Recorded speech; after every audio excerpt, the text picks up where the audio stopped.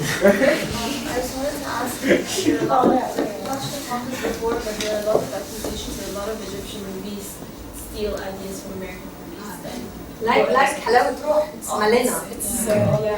This is so what is the legal implications and so the American producer should sue the Egyptian producer, but it doesn't really happen because, you know, an American film is a lot of money, millions of dollars.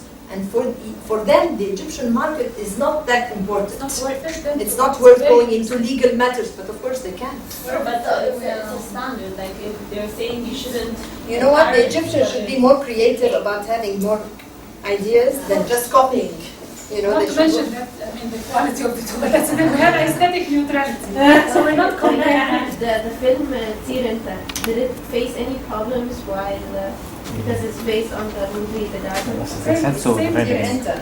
it face any problems? It is based on what movie? The movie I didn't know, but it was a good one. It was good. It was a success. It's the same idea, but Bardo, he went through 7 phases, 7 different wishes, but the wishes itself are different. Yeah, I don't think he had problems. I don't think he had problems, but you're right to raise these issues. I think that because he added a lot of creation, so the copyright.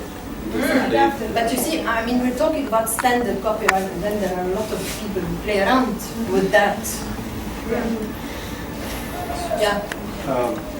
It's a more law-oriented question, but if an Egyptian movie is copied from an American movie, for example, does the American producer do they raise a suit based on the U.S. law or the Egyptian law? They are American law. بس then أكيد. بس هنا when you do a contract, it's always according to Egyptian law when all the parties are Egyptian. You see, but when there is a party that is American and Egyptian, they especially that they are the ones doing the case. But then in previous lectures we were discussing that in the American law you own copyright only if you add minimal creativity to your product, but then doesn't changing the names and where the movie was shot is minimal? It's a good question. Yes, please. I think because of the regulations of the international treaties, you are protected because you're part of the WTO, you are protected in both countries. In principle, you'd be clever to find the place where you would get more space. So if you're looking at moral rights, for example, you're probably better off looking here because here the moral rights are never go, but in the US they don't give much weight to moral rights, for example, right? So it depends on where your potential gain will be. As you say, the US requirement is minimal creativity, so it depends on the case, but in principle you are protected as long as you're part of the WTO. So it's a good link to understand. Can I, if I may, perhaps I want to go back to the director, because we haven't spoken about the director. I'd like to go through these and see the difference. The director, as you see, he is very important. He's central character here on this map, okay? Because he's the one orchestrating all this, actually. If there's no director, there's no film, okay? So, talking about copyrights with the director, I mean, there are two schools worldwide.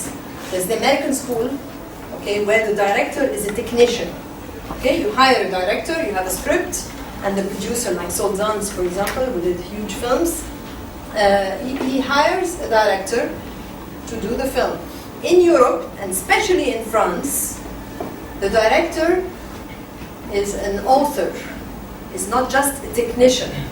So the director has author's rights. Okay, and there is a big issue about who's having the final cut. What is the final cut? Yeah, I say, the film is finished. This is my last edit, and I'm happy with this edit. So in the United States, the one who says this is the producer. But in France, the one who says this is the director. You see? This is a big difference. So in the European school, and especially French laws, the director has copyright. It's not just a technician. Okay? That's very, very important. In Egypt? In Egypt, okay, Egypt, Okay, I must admit, okay, I work in a company which is called Mr. International Films, which was founded by a filmmaker director who is Yusuf Shaheen. Okay, so we have adapted the laws a little bit, which means I'm telling you about this contract with the actors. I mean, nobody does this. It's crazy. I mean, to accept to act with a contract like that, where you don't have the right to travel, you don't have the right to cut your hair, you don't have the right to do anything, you know. But we do something in between, okay?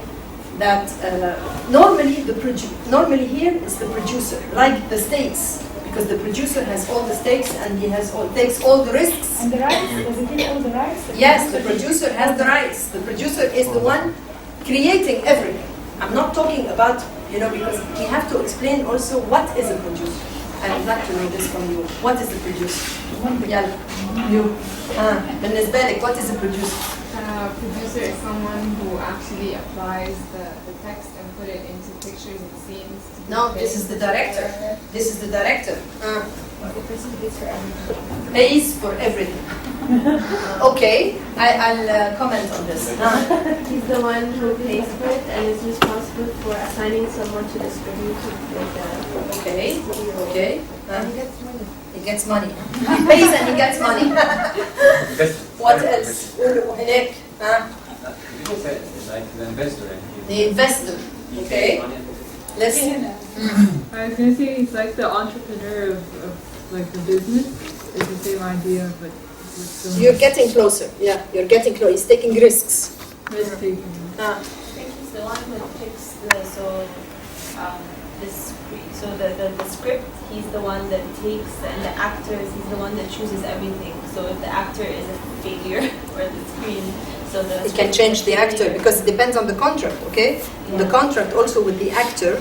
If the actor decides to do anything and it does not obey and this, the producer can cancel the contract with the actor. takes the risk with the script and the actors. And You're getting closer. What else? Creator and manager. Sorry, manager. Creator and manager. The producer is the one who decides which script to turn into a movie and where the idea even comes from Yes, and where it yes, comes from. yes. You're getting closer. Yeah. Why did I want to talk about this? Because people have a very bad idea of producers here. You know, they think the producers are the ones having bags of money and distributing money here, and they are financiers. It's not true. I've learned, okay, over all those years, a producer does not necessarily have money, but the producer should find the money. Okay, it's a big difference between just having money in banks and saying, okay, yalla, take £1 million, go do your film, and trying to create the money to do this particular project. This is different thing. So we spoke about the script at the beginning, and then we spoke about the budget. So the producer is the one who's quantifying the scripts, okay, using all the elements. Okay, how much these actors are going to take, how much I'm going to pay as copyrights to the director or to the author, to the music. Another copyright is archives. Just remember this now. Archives are copyrights as well. In Egypt, I don't know how. You still pay copyrights, but it's sensitive For issue. the old stuff, you need to pull from the old Yes, cinema. copyrights of مثلا television speech of Nasser in I don't know how many, 67. This is copyright. I'm going to use 1 minute, 2 minutes. I have to pay copyrights for that. So we're saying the producer is not. He has to find the money, and he is a creative person on the project. It's not just money, money things. He has to find creative ideas to help the director do the film the way he's imagining the film. You see? So you have the main producer, is the one in the middle. Did you get it? No. No. Okay, we spoke about the budget. Okay? So we're going to do a film about the history of the university here, and we decided that the budget. So to do a film about the history of the university, we have to try we take the script and we try to quantify the script. يعني ايه quantify the script? يعني sequence 1, how much is going to cost? How many people are we getting the students from 100 years since the university was founded, while just the last 2 years? Are we going to talk about the Tahrir campus, or are we going to talk about this campus only? You know, this is the script. Once we have an idea how much this film is going to cost, the producer's job is to find that money. Okay, so I can go to, I can find other producers that are going to co-produce with me. I can go to television stage networks and tell them, are you interested to buy a film about the university, the American University in Cairo?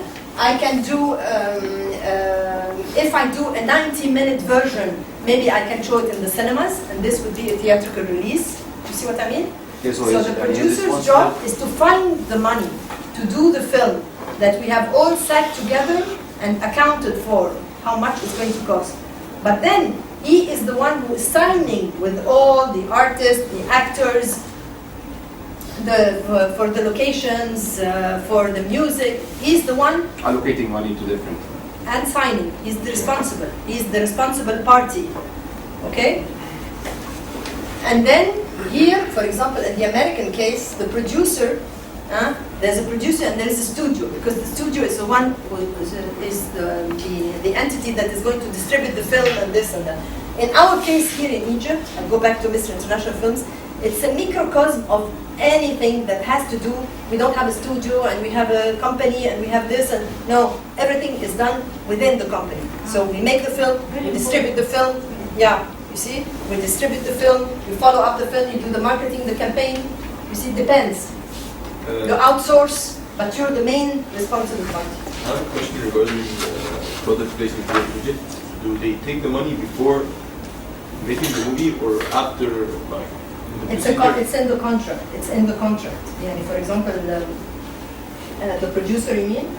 That's in the contract. You can take in advance, and then you can take during the shoot, and then when he's going to show the movie how the product was seen in the movie. So the guy is happy enough with it, and he pays the rest of the money. So it depends on the agreements. There is no set agreement for that. So would you say that these two functions typically in Egypt would go together? Because normally, especially also for the music industry, it's very complex, the structure in the US, and I'm sure we have that. Would you say typically together? Because that was my guess. Yeah. Even the word studio, when you use it in the States, is not like when you use it here. When you use studio here, it's mostly technical, sets and equipment and this. Here, studio is more distribution, and it's not the same. So, but our case as MIF is quite unique because we have production and we have distribution and we have theatrical release. You see? Okay.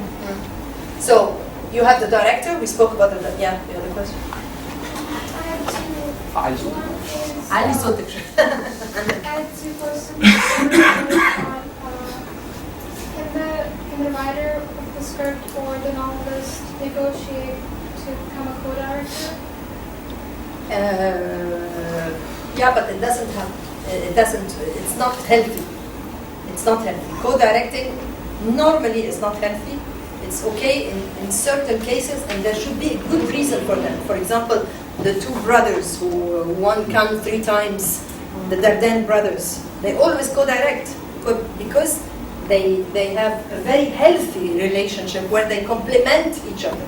Okay, but if the co-director if the author wants to co-direct just to make sure that this guy is following whatever he's making sure that he's doing whatever he wrote or not, this is very unhealthy, and the situation will explode, from day one. Very unhealthy. It's that when you're trying to raise funds and you go to different maybe companies, do you have to leak the script to them, or? Yeah, this is a different story. So there's a lot that has been done lately where you have to pitch your project. Okay, we go to a lot of those co-production markets. Okay, where you have to pitch the project. You have 7 minutes, 8 minutes, depending on how much time you have, and then you have facilities. You can show some if you have filmed something. You can show 1 minute, 2 minutes, 3 minutes, because the people you are selling the film to should know what the film is about and how it's going to be done. So it's very important. What about the books that sell well because of the movie? I mean, the book is there a long time ago, for example. The Maze very Runner. good. Yeah. And then when the movie came out, it made the people want to buy the books Of more. course, this is very But good. do the books, does the author get a share of the profit that the movie makes? No. But you know what, sometimes they do, you're right. It depends on the But they take agreement. picture. Sometimes they take the picture of the movie and put it on the movie. Maybe that takes a different agreement. It's a different agreement. Maybe it's a It different depends. agreement. It depends on the Yeah, it's a agreement. new It depends on the agreement. They republish a new one. If you'd add somehow that you owe the movie for selling this much books because the movie. Well, Well, it's still the same text. It's still a copyright author, copyright HarperCollins, copyright Penguin. You know, it's a new edition of the same text. So they dress it up differently. You know, they make the cover look like the cover of the Titanic movie, not the Titanic if there were a book. You know what I mean? The poster is very iconic, so they would put that on there. It's probably another layer of agreements. I think Yeah, that's yeah, how it's another layer.